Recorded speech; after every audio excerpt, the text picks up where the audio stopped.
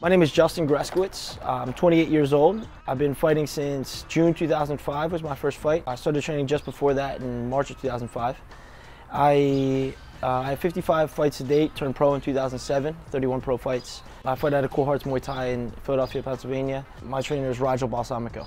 He's super knowledgeable. He's one of the only people that I know who, as a trainer, as a coach, he knows when people need to get pat on the back and they need to get, like coddled a little bit and helped up through stuff. And then he knows when to, sweep you on the can and kick you on the ribs. Like even on his knuckles, it says tough love, T-U-F-F-L-O-V-E, and that's exactly it. I'm more scared of him than anybody across the ring. So I owe a lot to him. Without having met him, I'm sure that I certainly wouldn't have reached the level of success that I have.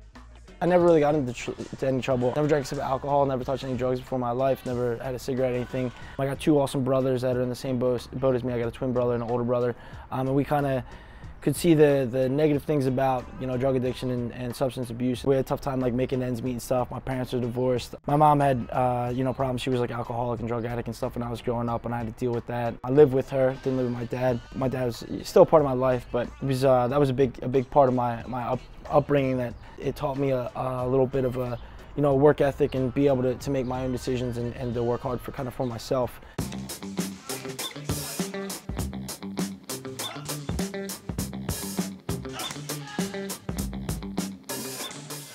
The thing about Muay Thai that really made me stick with it and keep working towards it is this idea that no matter how good you get, no matter how hard you train, there's always more to learn. You got to sharpen all your tools, you got to practice your timing, you got a lot of things that just continuously keep you busy.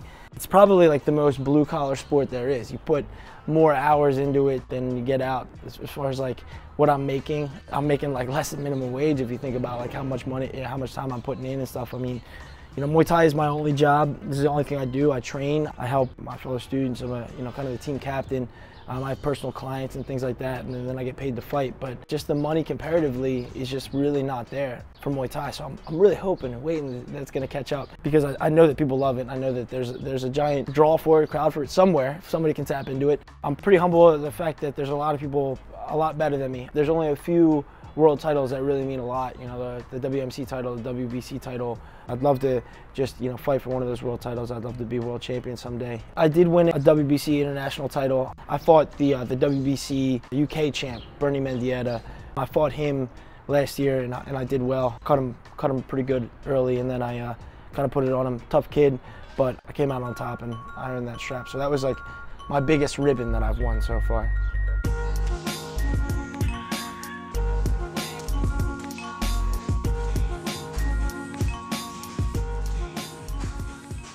My toughest fight to date, I'd probably say, was against Liam Harrison. He's a really top-notch dude. He's been around the game a really long time, and he hits super hard. I fought him with all kinds of confidence. I know that I could beat him. Just the way that he fought me was just totally different than I was prepared for. He just smashed me up, man. Hats off to him, man. He's a super tough guy, and he's still fighting super tough people, and I'm glad that he came over and let me get in the ring with one of the best that there is.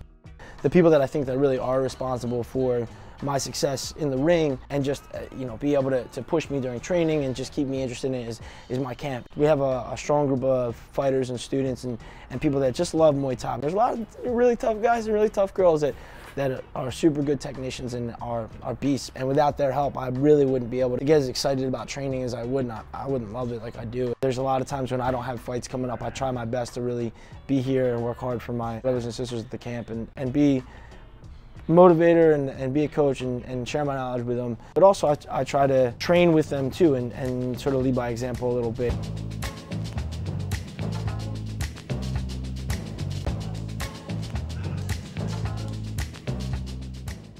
I went to Thailand about a year and a half ago, and I spent some time at Kip on Tip. It was a great experience for me. You're in a room with 15-year-old kids that can hit you at will, and with dudes that are 30 pounds over their fight weight that can beat the bag out of you still. And you know what I mean? Like, there's a lot of people that it's my job to help by beating them up a little bit. It was awesome to be just surrounded by people that loved it as much as I did, and people, like all kinds of people that I could just like close my mouth, not even ask questions, just watch. And the other cool thing over there is everybody knows Muay Thai. Here you're like, Muay Thai, and they're like, well, it's like one of those cocktails, People always sort of know what it is in the context of MMA, and that's a bummer. you know, not that there's not cool things about MMA, but you know, Muay Thai is its own thing, and it's way more important to me than MMA is, you know. And it's great to be around people that all know, you know, Muay Thai and are familiar with it, and there's a lot of love for it.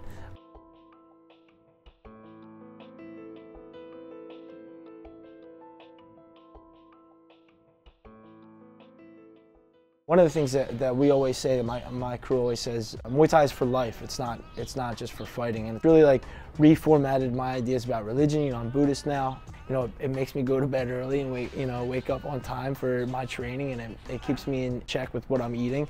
Like, don't get me wrong, I still eat some donuts and stuff, but I feel it when I'm running, you know.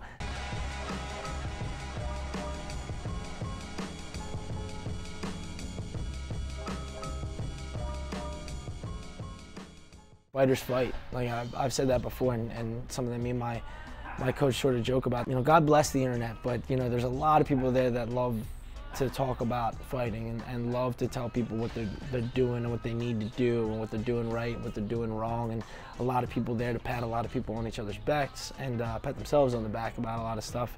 I'm a huge believer in you know, letting it speak for itself, you know, being in the ring and putting it on the line, you know. I have a really big respect for a lot of people that fight good fighters and, you know, get a lot of fights. They don't pad their you know, record.